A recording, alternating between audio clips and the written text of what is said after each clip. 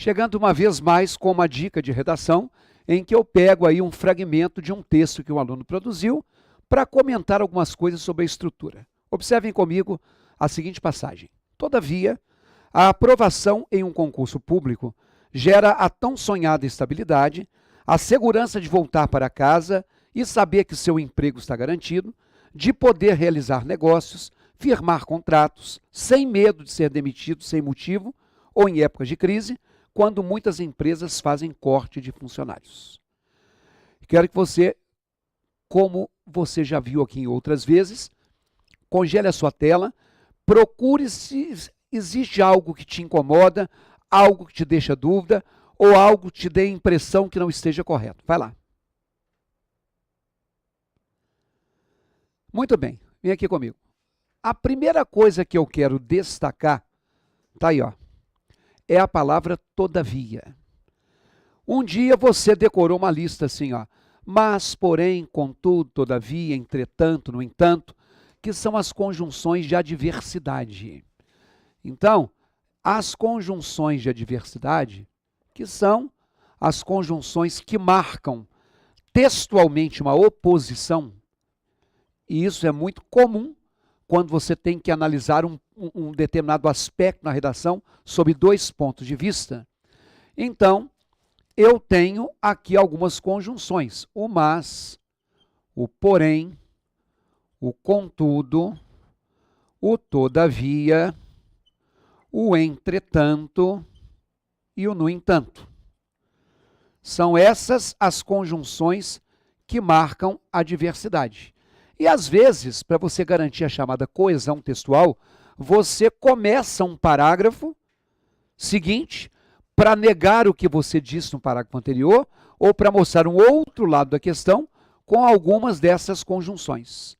Então, você afirma alguma coisa e coloca assim: contudo, o Brasil ainda não chegou a esse nível. Independentemente do que você disse anteriormente, se você começou com contudo, essa é uma regra de pontuação que é bom que você saiba mecanizada. Toda conjunção adversativa, quando começa um período, entretanto, vírgula, no entanto, vírgula, por outro lado, vírgula. Então, esta vírgula aqui, ó, vamos colocar aqui um asterisco, ela é uma vírgula que é obrigatória.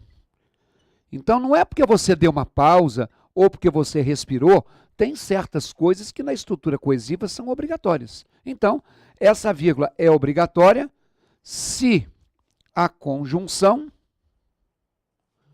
for inicial. Começou um período com uma conjunção desse tipo, você tem que usar a vírgula, tá?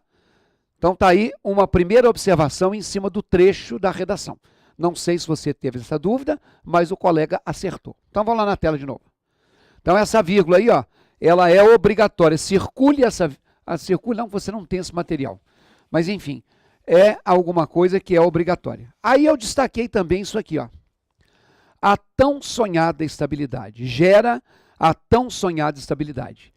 Isso aí, você que vem nos acompanhando, num outro momento, quando eu comentei uma outra redação, já apareceu essa mesma expressão. E no dia eu disse uma coisa que eu repito agora. Isso é um clichê. Isso é uma expressão muleta que as pessoas usam mecanicamente e que é uma coisa cafona. Isso gera a tão sonhada estabilidade. Isso confere a tão sonhada premiação. Isso representou para ele o tão sonhado objeto de desejo. Para com esse negócio de o tão sonhado e a tão sonhada, porque isso aí é algo que empobrece a linguagem do seu texto. Tá bom? Então, uma bola dentro com a vírgula depois do contudo e uma bola fora com essa expressão. Na tela. Outra coisa que eu destaquei foi assim, a segurança de voltar para casa e saber que seu emprego está garantido. Vem aqui comigo. Se você já teve um professor neurótico como eu, e se você entregou essa redação para ele, ele circulou o seu e perguntou assim, de quem? A segurança de voltar para casa e saber que o seu emprego está garantido. Seu de quem? Ué, pessoa, da pessoa que está lendo. Eu não posso dialogar com o leitor da minha redação. Eu não posso fazer aquilo que se chama interlocução. Se você parar e olhar à sua volta, não converse com a pessoa que vai corrigir o seu texto. Não faça interlocução. Isso é considerado um erro. Ok? Outra coisa na tela. Quero que você veja o seguinte. Está vendo? Ficou tudo amarelo. Eu quero que você veja que começou com todavia e durante essas 5 linhas que eu digitei, só tem um único ponto final. Vem aqui. Esse é um parágrafo inteiro. Então, o que a gente chama de parágrafo frasal é o que essa pessoa, esse colega seu, cometeu.